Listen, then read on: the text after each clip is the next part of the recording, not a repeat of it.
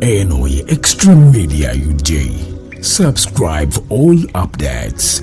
Fenga banamateeka abakulembeze banamateeka abaradiko nyumba tuli bennyamivu nnyo ekintu ebintu byose tulaba omujuzi nga mukaaga omwezi guno twalaba obutambi emitimbagano gy'enjawulo nga bulaga abakuumi b'eddembe bapoliisi nga mulimu n'abalala abantu babulijjo aba security company nga bali ku chambers ku law firm ya munaffe mu Women Company Advocates wano neighbor waffe wano ku Kololo nga bamenya ebipande bakasuka ebintu wabweru nga bagamba nti bali mu kutuukiriza ekiragiro kya kooti tulakuba waliwo omusango wakati wa Downtown Investments wamu ne Women Company Advocates Downtown gwe yawangula ne balagira law firm ya Mwema oba office ya Women Company okuva mu kizimbe naye lwaki ffe tetuli basanyufu n'ebyakolebwa ng'egi kyakolebwamu yali nkyamu nnyo kuba twamala okulaba obutambi ne tunyonyeza n'okubuuza abalooya bannamateeka bakola mu eyo office mu law firm era ne batukakasa nti ddala bituufu abantu bazze kuliko abapoliisi ba Uganda Police okuva ku Kiraro Police Station nga mulimu aba private abakuumi ba security company nga ne babalumba ku office tebalina kiwandiiko kye babalaga nti obeeno warrant ova mu kooti oba kiwandiiko kiva mu kooti kyonna tebalina beerifu oba wanyonyi wa kooti aliwo ne batandika okumenya ebipande ne batandika okukasika ebintu bweru ebintu ebibeera mu ofiisi z'abalooya bintu si byabalooya nga bo osangamu ebiwandiiko by'abantu ab'enjawulo abalina ebyapa abalina obujulizi obw'enjawulo mu misango gye bawoza mu makooti byonna ebiri mu buwandiiko ebiri mu butambi ne mubeeramu abalama amalame g'abantu galiyo mugateeka ng'abalooya n'olwekyo si kyabuvunaanyizibwa ate okulumba ofiisi ya looya n'otandika okugiyisa mu mbeera bwetyo n'oba ng'olina ensala eva mu kooti wali emitendera gyolina okuyitiramu so ffe ng'abakulembeze okuyitira mu tteeka eritufuga bannamateeka mu kawaayiro 3 si katugamba katulagira okulwanirira abalooya baffe bamemba baffe oba abapracticinga mu Uganda ku nsonga ezikwatagana n'engeri gye bakolamu emirimu gyabwe n'olwekyo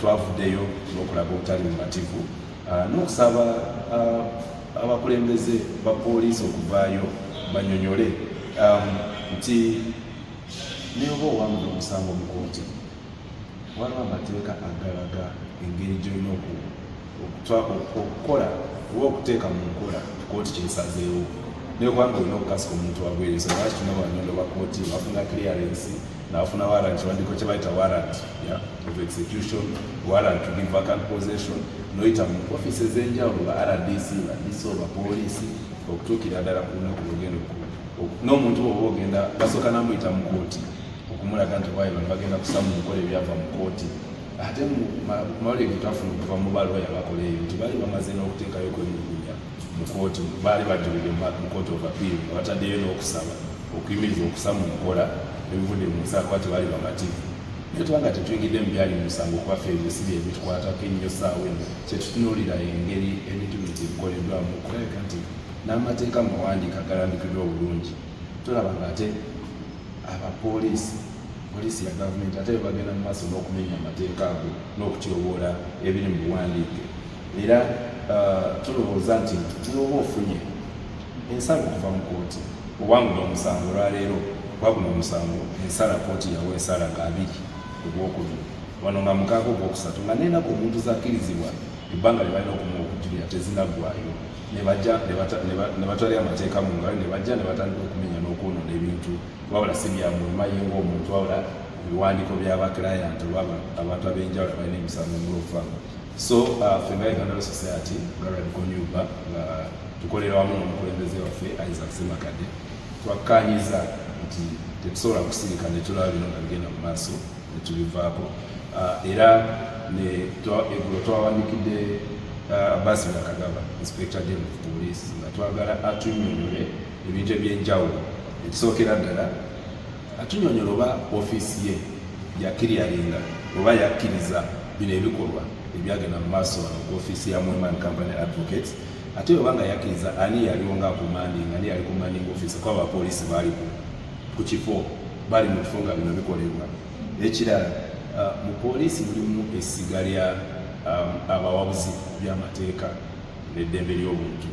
So mu bikolwa bino eyo office erina okuba nga ebadde opinion yayo oba okuwabula. So twagala tulabe IGP oba yaweebwa omuduumizi wa poliisi oba yaweebwa okuwabula kuno okuva mu office eyo ekwasaganya ebyamateeka mu poliisi ate bamuwa opinion kyoba kuwabulwa kutya. Ekirala poliisi nga tebanakkiriza nga tebanagenda ku ground tebanakkiriza okujja n'abantu okumenya babawaako ekiwandiiko ekiva mu kooti kye bayita warrant of execution oba eviction nga kisainigiddwa kooti nga yebalagira nti mugende musebino mumukola.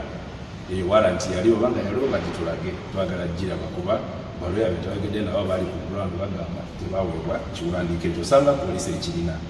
N'ekirala bw'oba ogenze poliisi okusaba clearance ng'ogenda osazeewo okusa mu nkola evudde mu kooti n'oba olina ekiwandiiko ekyo warrant poliisi balina okusooka bakole kye bayita verification bagende mu kooti banoonyereze babuuze balabe eddala oba kino si kikuli tekiva ku Nasa Road tekiva waraba kiwandiiko kituufu. So poliisi ddala yakola okunoonyereza okuba kye tuyita verification oba yakola verification eri ludda wa. N'ekirala mu bapoliisi abaaliwo ani alina obuvunaanyizibwa obukwasaganya bino ebintu bye basanze oyingidde ofiisi ya lawyer mulimu fayiro ez'enjawulo mulimu ebitabo mulimu ziseefu mulimu ki ani alina obuvunaanyizibwa okuyingira akwate ebintu ebyo abisolooze oba yakola kyetuyita inventory nti alina lisiti bino ebintu byetwasanga mu law firm bino bye biwandiiko. Ate n'ekirala nti report eyo asobola ogituweereza tukunaku twagenda ku Women Company Advocates tutuukiriza ekiragiro kya kooti bino bye twakwata bye twasanga. N'ekirala ekibuuzo nti ebintu ebyo baani ababiterese biri mikono gya poliisi biri mu ofiisi y'omuntu yenna waliwo ripoota eraga oba nti security y'ebintu ebyo kuba bino ebintu bikulu nnyo si byamuluma ng'omuntu bintu byaba client ab'enjawulo ate birina okukwasibwa okutwalibwa mu ngeri y'enjawulo. N'ekirala twalaba nga abaali bakola emirimu gino mulimu aba company private security company gye bayita A1 Security System Limited nti mu kusa mu nkola ebintu ebiri eva mu kooti ebiragiro bya kooti bwavunaanyizibwa bwa poliisi naye bw'osalawo okukozesa private security company oba banawo obwannannyini abakumi b'eddembe obwannannyini poliisi erina okuba ng'ekwadde clearance waliwo etteeka erirambika ekyo.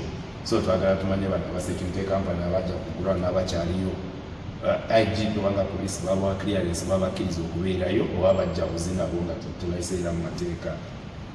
N'ekirala twagalira tumanye mwanyondo wa kooti ki eyaweebwa omulimu guno eyagukola kuba mu kukola execution yonna mukutuukiriza ebiragiro bya kooti waliwo omuntu gwe tuyita wanyondo wa kooti wamu fruitful bailiff yalina ogenda mu kooti aweebwe olukusa olwo n'ekiwandiiko kye bakikola mu mannya ge nti genda ofune clearance otuukirize guno omulimu. So twagala tumanye wanyondo wa kooti ki eyakola kino oba yaweebwa obuyinza kuba poliisi naye beena okuverifyinga nti ono wanyondo wa kooti aleese warrant oba ekiwandiiko ekiva mu kooti omukiriza ogenda okugoba omuntu mu nnyumba. Poliisi erina okukola clearance confirming nti ddala omuntu ono alina ebiwandiiko ebyetaagisa. Lwaki tukola bino nti tulina okulaba nti amateeka gagobererwa. Amateeka gano gonna malambike nga tubyogedde. In fact wena n'okubeera n'omukulembeze oba wa LC ku kitundu okubeerawo naye akonfaminga akakase kubugenzi mu kifo kyabwe nti amateeka gano galambikibwa nti okuteekawo obwenkanya n'okujja obutabanguko abantu okukwata amajjambiya batandika okwetema ensonga lwaki waliwo emitenda gye tulina okubeera tegiriwo nga bifaananyi wabula amateeka gonna gateeka okugobererwa ku lw'ensonga nti ebintu bino byonna ebikolebwa teri muntu yenna yandwadde nga ali waggulu w'amateeka. Ensonga lwaki tugamba tugoberera oba tulwanira enfuga y'amateeka ensonga lwaki tulina amateeka buli kimu kiriko etteeka eritufuga otherwise singa tekyali ekyo singa nkeera ku makya nengamba ono omukoyi ave mu nnyumba yange nengenda nejjambira ne mugamba fuluma oba nengamba nti kale ngenze mukozi kubangudde omusango ensala yange yiino enkya nenkeera nengamba fuluma va wano nenzija n'abantu bonna nenkwata abakanyama nenzija nembwa na buli kimu nenyumya nengamba fulumamu. So nga ate amateeka galanga nowo wangudde omusango tekitegeeza nti bakuwadde open check nti ogenda okola ekyoyagala oteeka okuyitira mu mitendera. N'olwekyo ffe tuvumirira ebikolwa ebyo era tugamba nti birina okulekerawo mu bunambiro era tujja kugendera ddala mu maaso n'okutwala bano abantu ab'enjawulo mu mbuga z'amateeka okulabika nti batwala obuvunanyizibwa obwo nga kwotadde ne igp ne poliisi kubanga mwabira wano juzi emyaka egiwedde twali tukyalina kali kayula poliisi ne balumba omuzigiti gw'e Nakasero nga bye banoonya tebikola ki tebitegerekeka ne basanga abantu ne bakuba ne bawamba ebintu ne batwala era mujjukira ba Kifampa n'abalala bagenda mu kooti okukyalenjinga ebikolwa ebyo era kooti n'ennyonnyola waliwo ebintu nga amadiini ogw'omuzigiti gw'abasiraamu si nti guliko omuntu nti nannyini waliwo ebintu ebyenjawulo ebikolebwa mu muzigiti era kyekimu ne law firm singa nyumba ya muntu eri private waliwo ebintu ebirala byolina okukonsidaringa naye ate mu byonna fyetugamba nti tuteeka okugoberera amateeka teri muntu yena ali waggulu w'amateeka lwakuba nti mbanga nze nina obusobozi nti nsobola okukubira igp omuntu yena ali mu mateeka nemugamba njala kino nakinkolera nga bwenjagadde nga tebayitidde mu mateeka tebayise mu mateeka kiba kyabulabe nnyo kijja kuteeka eggwanga mu buzibu obw'amaanyi nnyo ddala ddala ensonga lwaki tubivumirira era tugamba birekerawo mu bunambiro. On Saturday, Friday the 6th, we were shocked and disturbed by a viral video that went around showing an unceremonious eviction of one of our members, MS Muiman Company Advocates, who are neighbors here across from their plot 5 in the Crescent offices. And this was done in the presence of Uganda police. Of course, the nature of the eviction, the conduct of the people who are, demolishing the signages, throwing items out, really put us in a very precarious situation. And our concern was really, how it was being done. Under the ULS Act, we have a mandate as the Uganda Society, which we've been emphasizing as the radical new bar. We have a mandate under Section 3C of the Uganda Society Act to represent and protect our members, the members of the Law Society and the members of the legal profession in Uganda as regards conditions of practice and otherwise. But even beyond that, not only Muiman Company Advocates, we know this, lawyers in law firms hold a lot of sensitive information for clients, titles, wills, evidence, and we all know the kind of cases people like Senior Counsel Muima handle and keep in their premises. So even if you have a dispute, even if it's a tenant, landlord, you must have regard to this, the fact that lawyers are fiduciaries for other clients. There are other third-party interests that must be protected. And in that regard, you cannot just come from nowhere.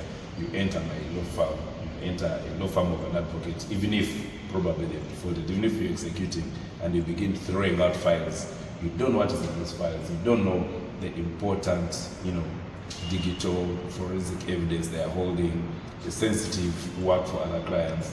And by the time you're dealing with such a person, there should be due regard to this. We've seen such cases in the past. You remember some time back when the police attacked the mosque at Nakasero and found the sheikhs and other people praying and caught her to award damages because there's no justification for doing that. Different entities have to be treated differently.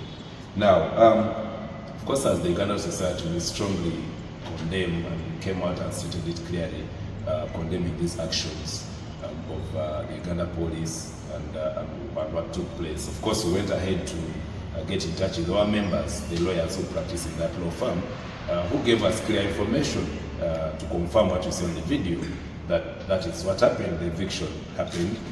These are people who came with private security, and the police was there. The Uganda police from Chira Road, police officers were there standing, and they did not produce even a single document. No warrant of eviction, no execution warrant from court. And we said this is wrong. Even if you win a case in court, we know that there was a case between Downtown Investments which had a dispute in court against Muiman Company Advocates, and they emerged winners. But getting judgment in your favor does not in itself give you carte blanche, or it's a French word, doesn't give you an open check to go and begin doing whatever you want to do. There are rights of parties involved, protected. That is why we have a clear laid down execution procedure. Why you must go through the processes of execution. You do not just go waiving your judgment, saying I have a vehicle from court. You go to police, and then you're given police officers, so you pick your private car, you go to someone's land, someone's house, and evict them simply because they have a court order. There are processes you must go through. And really, our concern was that, and which is still our concern, is that this was maliciously carried out in total breach of legally established procedures. And this judgment was delivered on the 20th of February. The execution, the eviction, is conducted on the 6th of March. That is record time. For lawyers out there in practice and other members of the public, you know how extremely hard it is to execute an order which involves eviction from property. You know the procedures have to go through, the clearances. In fact, in the recent past, we've had, RDCs also have to give clearance, and you've had RDCs say, no, this is going to cause security threat, this is going to, they've been here interpreting court judgments, saying, no, you cannot. And we have these regulations or these rules that have come out specifically to protect people's interests. And our major really concern is the fact that the police, what they did in enforcing this, in the blatant abuse of established procedures, it's so wrong. Uganda has, we've signed different international instruments. We have obligations under the UN basic principles on the role of lawyers. The lawyers must be protected. We feel like this is an attack on the legal profession, which goes beyond the legal profession. And we really note that this is not only about lawyers, even other members of the public out there. Now, of course, we do not stop there. We feel someone has to be held accountable, because the message it sends out there is a very bad message. If this can happen to a member of the bar, to a lawyer, with total disregard of other rights of people and clients involved, what of the common person?